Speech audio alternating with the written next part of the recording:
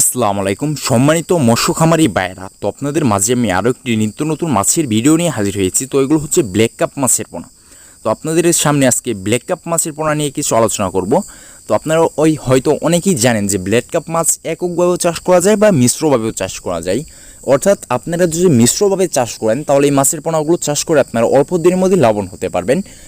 অর্থাৎ আরও দেখা যাচ্ছে আপনাদের পুকুরে কি পর্যাপ্ত পরিমাণে শামুক ঝিনুক দিয়ে ভরে গিয়েছে, তাহলে আপনারা এই ব্ল্যাক কাপ মাছের পোনাগুলো চাষ করে আপনাদের পুকুরকে শামুক রিমুভ করতে পারবেন। এই মাছের পোনাগুলো চাষ করার ক্ষেত্রে কোনো প্রকার খাবার প্রয়োজন হয় না। যদি আপনার পুকুরে পর্যাপ্ত পরিমাণে শামুক ঝিনুক থাকে, এই মাছের পোনাগুলো শামুক ঝিনুক খেয়েই বড় হয়। এক একটা মাছে দেখা যাচ্ছে 5 মাসের মধ্যে এক একটা মাছের ওজন হবে 4 থেকে 4.5 কেজি প্লাস ইনশাল্লাহ ওজন হবে।